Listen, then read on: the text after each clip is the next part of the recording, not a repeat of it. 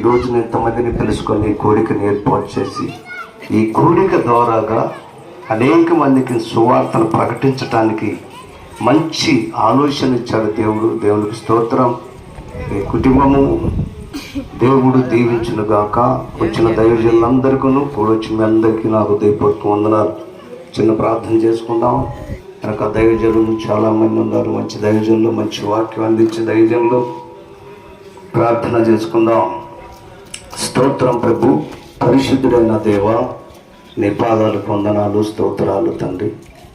సంటిని నాయన సతీమణిని ప్రేమించి వారిచ్చిన ఇద్దరు బిడ్డలను బట్టి నీకు వందనాలు తండ్రి. ఇద్దరు బిడ్డలు కూడా బాగా చదివి అయా ఇదిగో తండ్రి వారి మంచి త్రావలో నడిపించి వారిని అయా మంచిగా పాస్ అయ్యి మంచి మార్కులు తెచ్చుకున్నందుకు నీకు స్తోత్రాలు. కనుక నాయన కుటుంబాన్ని మీరు దీవించండి, మీరు ఆశీర్వదించండి తండ్రి.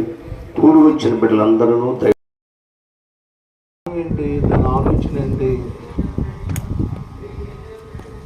చదువు ఏంటి, దాని యొక్క అభివృద్ధి ఏంటి,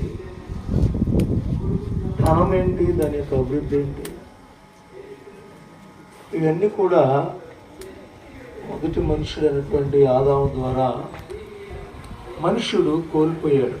అనగా దైవ సహవాసంతో పాటు దైవికమైనటువంటి జ్ఞానాన్ని కోల్పోయాడు. ఏనాడైతే ఆదాము దేవుని యొక్క సహవాసాన్ని కోల్పోయాడో, అనగా తోటలోంచి బయటకు వచ్చాడు, ఆ రోజునే జ్ఞానం అనేది పోయింది. జ్ఞానం పోవడం అంటే బుర్ర లేకుండా లేదు, చంద్రబాబులోకి వెళ్తున్నాడు. మరి వాడు జ్ఞానం లేదా? మనం ఇప్పుడు దాకా వాక్యం చాలా విన్నాం కదా. కుమార్తెను బట్టి వందనాలు. ఈరోజు కుమార్తె పుట్టినరోజు అన్ని బిడ్డలు చేసుకుంటుండగా కేకు కట్ చేస్తుండగా నీ కుమార్తెను మీరు దీవించి మీరు ఆశీర్వదించండి. అలాగే కుటుంబాన్ని జ్ఞాపకం చేసుకోండి. ఇక్కడ నడిపించి దైవదాసులను వాక్యం అందించిన మీ దాసుని మీరు దీవించి మీరు ఆశీర్వదించండి. ఈ కేకు ఎలా తీపి ఉంటుందో జీవితం అంతా కూడా అలాగే తీపి గుర్తుగా నీ బిడ్డలు ఉంటాన్ని కృప చూపి సహాయం చేయమని ఈ ముందున్న కార్యమంతా కూడా నీ పాదాలకు అప్పగించుకుంటూ యేసు క్రీస్తు నామములో అడిగి వేడుకొని ప్రార్థించుకుంటున్నాము తండ్రి, ఆమేన్.